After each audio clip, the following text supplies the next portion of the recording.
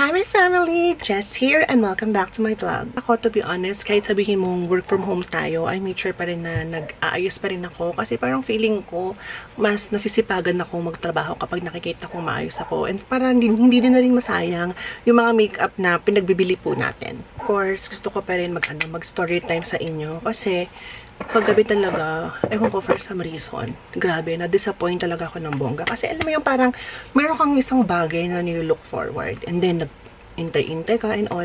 Tapos, pag hindi siya nangyari, di ba parang nakaka-disappoint? So, yun, parang itong umaga, hindi din ganun kaganda yung gising ko. Alam mo yung parang ang bigat sa puso. Anyway, siguro ito na lang din yung parang work from home makeup ko na ginagawa. So, pag ganito lang sa bahay lang ako, nagsa-sunscreen lang ako, of course. So, ang gamit ko is itong kay Rosmar, yung kanilang Kagayako na sunscreen, premium tinted sunscreen. Ewan ko, for some reason, ang daming tao may ayaw dito. Tapos, binabati ko si Rosmar, ganyan. Ako kasi, wala naman akong pakialam sa mga chismis ni Rosmar, or kung ano man yung mga niya, daily whereabouts niya, no? Pero, ako kasi, nagustuhan ko tong product niya. Yun lang talaga.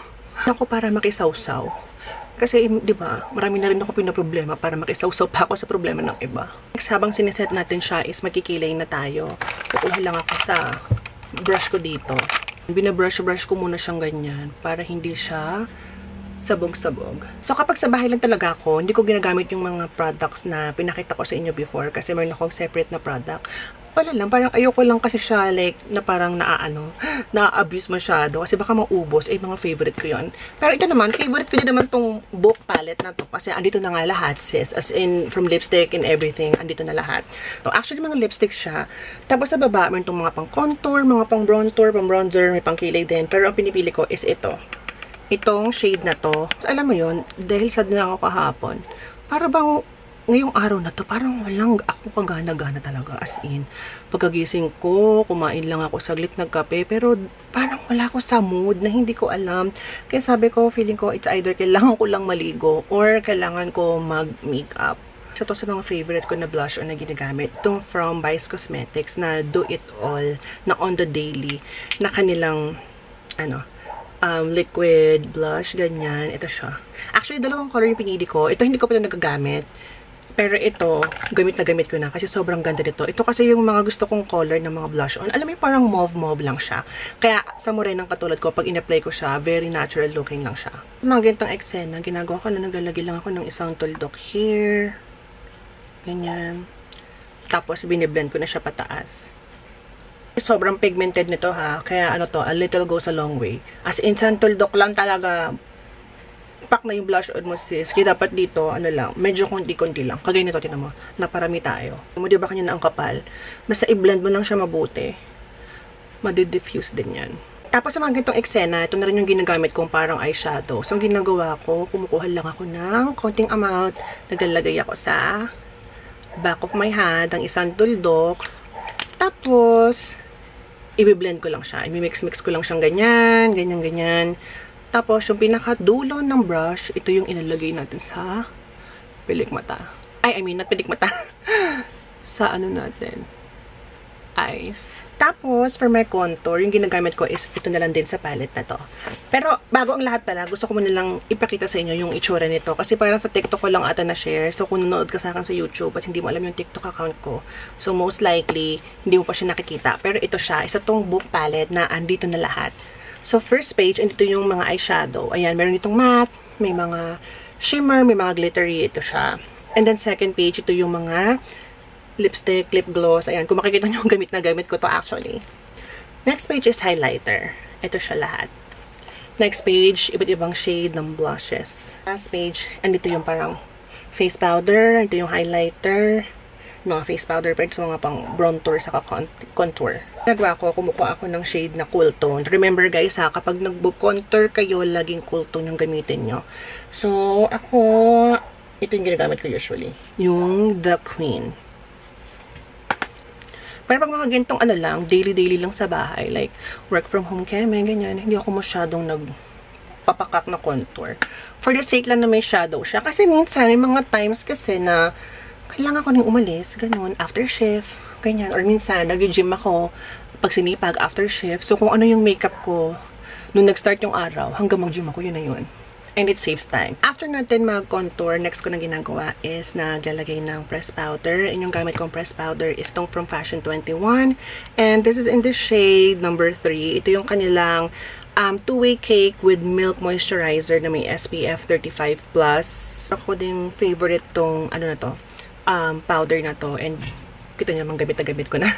Ito yung mga everyday na powder ko. Like, for example, errands lang. Yung hindi ako masyadong, alam mo yun, bababad sa labas.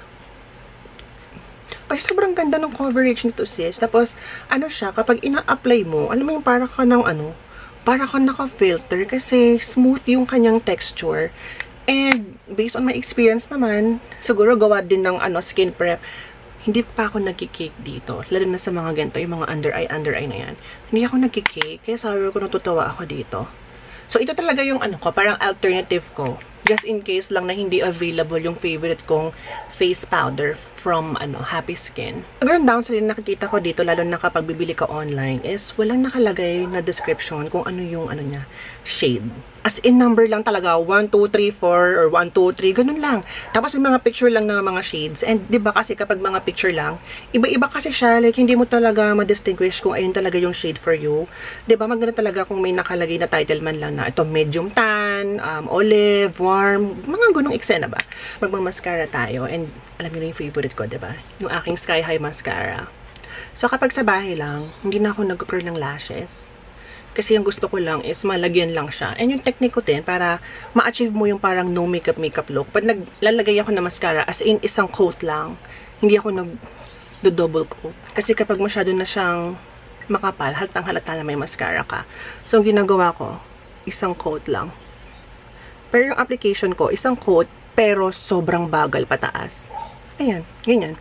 Tapos sa kabila, ganun ulit. Literal na padadaanan mo lang siya.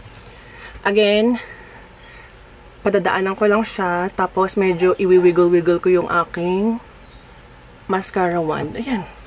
Nakakuntian pa ako sa blush on natin. Siguro maglalagay pa ako ng blush na powder. And gamit nga tong palette na to, ito yung isa sa mga favorite kong color. Dati akala ko as a morena, hindi babagay sa akin tong color na to. Itong parang pink na to. Pero, girl, nowadays, isa siya sa mga favorite ko na. Ako ng konti. Top of the excess. And then, yan. Literal na padadaanan ko lang siya. For my lips, gamitin na lang natin tong velvet na lipstick from JMCY. And sobrang gustong-gusto ko to. Alam mo yung velvet matte, yung eksena niya. Pero hindi siya nagsiset sa mga lines ko sa lips. And sobrang ganda nito, sis.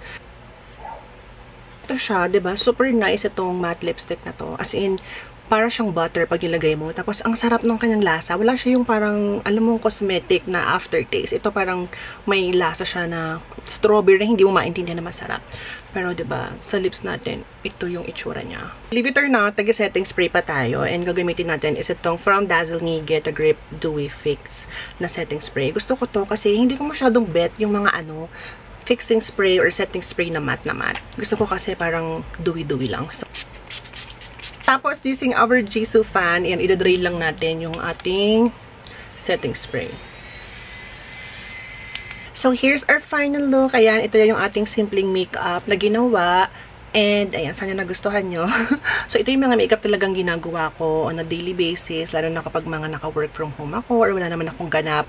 Pero, diba, very easy lang yung gawin. And hindi ibig sabihin, besties, na nasa bahay ka lang ay hindi ka na mag-aayos. And that's all for today's video, and I hope to see you in my next one.